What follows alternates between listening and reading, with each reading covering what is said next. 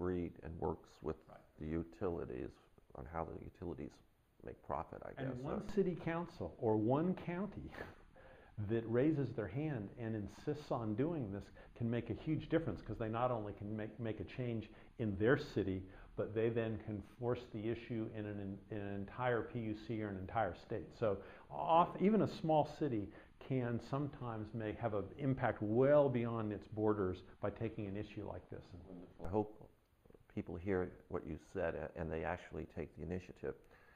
Before we leave lighting, is there any other aspect of lighting that you want to share that can help me save money on my lighting energy bills? So we've talked about homes, we've talked about apartment buildings. We've got another 5 million buildings that are in the other category of non-residential. They're commercial buildings, everything from restaurants to offices and so forth. One of the most astonishing things is 2 million of those buildings have lighting systems in them that are more than 30 years old. I was surfing the web and on the DOE. That's just astonishing, because there are no lighting systems that are 30 years old that are efficient. The lighting technology's changed so quickly in the last 5 years that everything that's more than 5 years old is now obsolete. So that means that people who have commercial buildings, whether it be a restaurant, whether it be an office, whether it be industrial, if it doesn't have a dimmer on it, if it doesn't have a motion detector, if it isn't a small diameter fluorescent, it's obsolete, and you can save a lot of money, sometimes as much as 70%, by upgrading the lighting system to the best technology available today. If I have an old lighting system, maybe even 10 years old, all right, and I don't have dimmers, I don't have other kind motion detectors, then the money is just going out the door whenever I turn on the lights. Yes. Okay. And the money is also going out the door when the lights are left on, or when the lights are on and the sun is on outside. All of that in a modern lighting system in a high-rise building, that never happens. The system dims itself when light is streaming in through the window, and when the place is empty, all the lights go off. And so about half the savings is that the light itself is actually a better, brighter light, and about half the savings is in the electronics that dims and turns it off and doesn't. I don't know how many times I walk into a place and there's this huge plate glass window and the sun is streaming in, and then there are two banks of fluorescent tubes that are just on, doing nothing but causing some coal-fired power plant somewhere in America to burn. Okay. I want to take a break. I have to make a public announcement, or I should say one of my own announcements. I'm Michael Killen. My guest is Elton Sherwin. He's an expert at studying how to reduce energy costs and to save you money.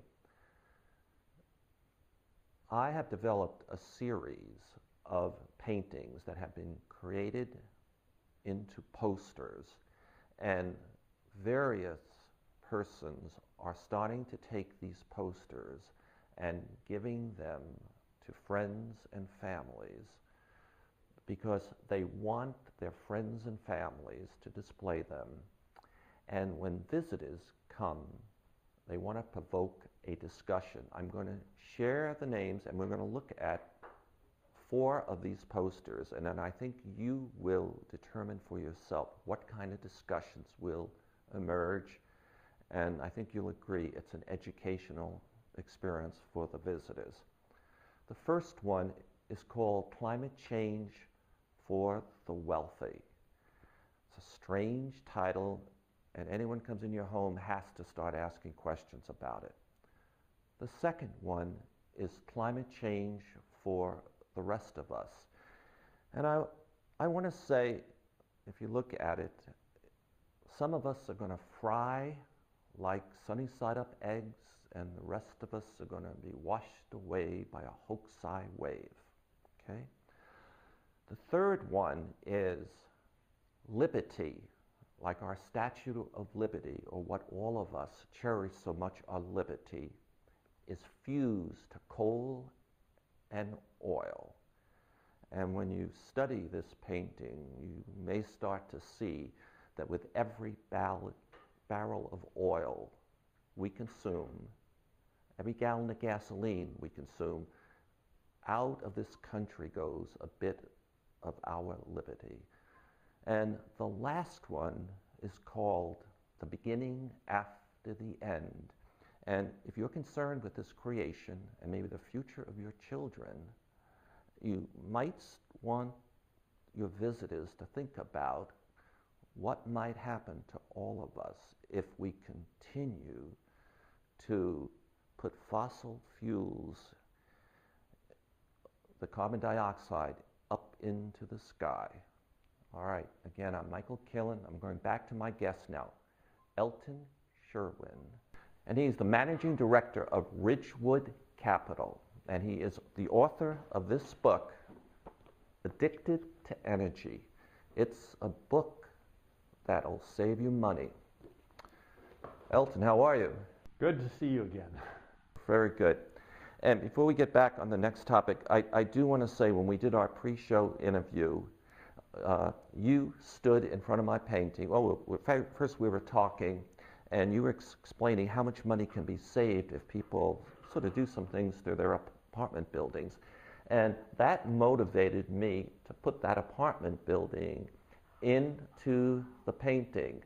And it significantly enriched the painting. And I know when people look at this particular painting, they're going to see that apartment building. They're not going to credit you, but they're going to credit me, and they're going to find this a lot interesting. Elton, the second area that you listed as an opportunity for people to save money by reducing their energy cost is motors. Motors in their house? Where? How? So, motors consume half the electricity in America, and a pool pump can use as much electricity as a small home. So about 7 million Americans have pool pumps. So pool pumps, you can buy now ones that use 1/8 the amount of electricity from the ones that you typically have installed.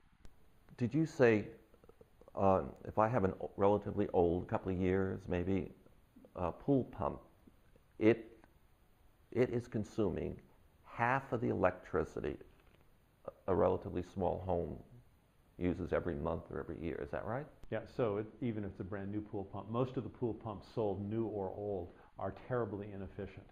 And in many parts of the country, $100 to $150 of an electric bill can be just the pool pump. How do I know if I have an inefficient one? And give me an idea what kind I should go out and buy. So efficient pool pumps are all what are called variable flow. And variable flow, and they cost more than $1,000. So if you paid less than $1,000 for your pool pump, you got a cheap pool pump, but over its life it will consume between $10,000 and $20,000 of electricity spread out over its life. You can spend $1,500 on a pool pump, and you can cut the amount of electricity that you buy to support it by 6, by 7, by 8-fold.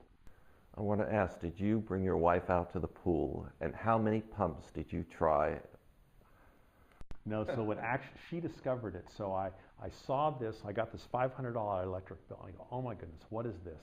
And I saw this ad or story in Popular Science that said, install this thing on your meter, and it will beam into your kitchen how much electricity you're using every 30 seconds.